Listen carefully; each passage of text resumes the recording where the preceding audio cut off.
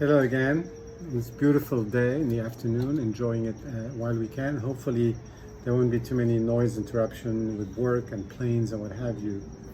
But today we're looking at a Chianti here that I felt like having. It was kind of a little bit of an interesting circumstance.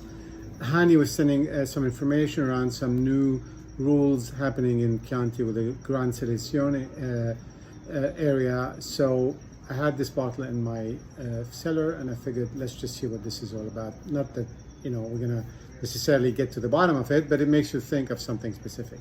So this is by Barone Ricasoli, sorry, and it's a Colledila. Colledila is the vineyard, so it's a single vineyard, Gran Selezione, Chianti from 2015. Ricasoli is one. Basically, it seemed to be as a family business. They are one of the oldest family businesses in the world. We're talking, this is a family from their business ventures that goes back almost a millennium, if not more. And in Chianti, they are the oldest, basically, estate in Chianti. Chianti goes back quite a bit, and recently we've had some of these new rules and improvement in quality, but it's been a region that's been making wine and selling wine for hundreds of years.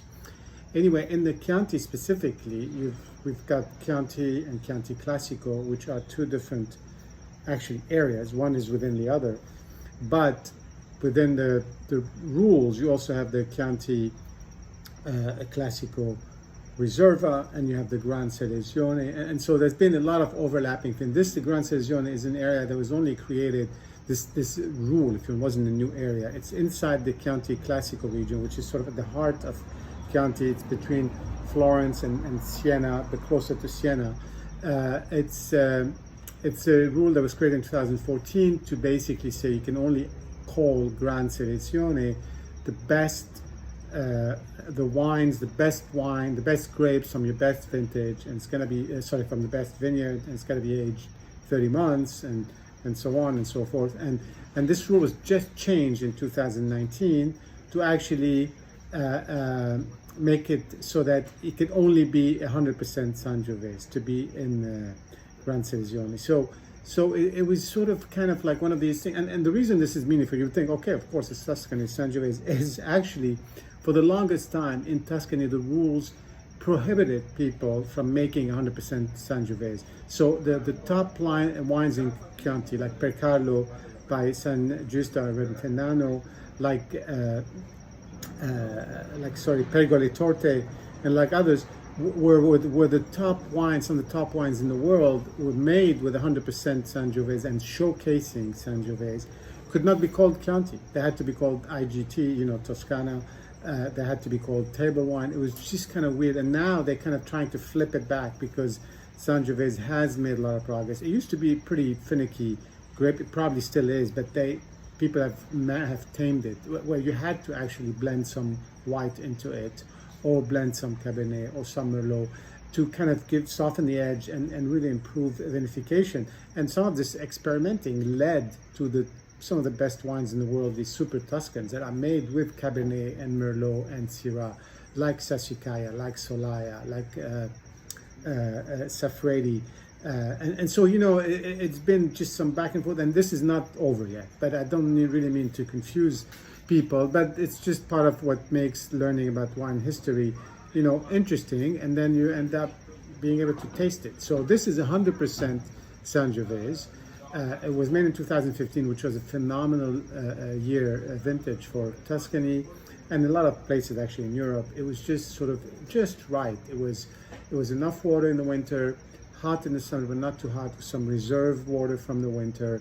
The grapes were able to mature, over a slightly longer period of time. This vineyard is facing southeast, and at a few hundred meters of elevation, and so it's a small vineyard, so it was getting the morning sun without sort of overdoing it in the afternoon. So the conditions were great, hand-picked, destemmed, sort of fermented in stainless steel, then gravity fed later on for the barrels, and so that can just everything was supposed to be just right. And the color is just it's a little bit sort of it's not very clear, so maybe it's not filtered, although I don't see any deposit really on the bottle. This wine is actually very, very good. You know, it's one of these Gran Selezione that constantly prices below its peers at a comparable quality.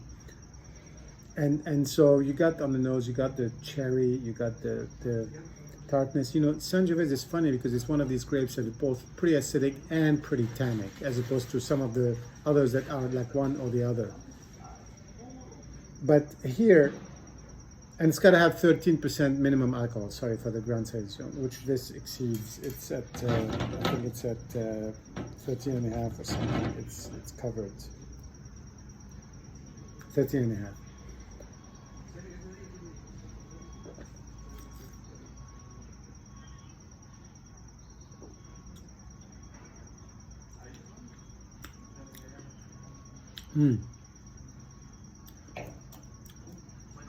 It's just really so interesting because it is not a very old wine. I mean, these wines can age for 20 years, especially given that vintage.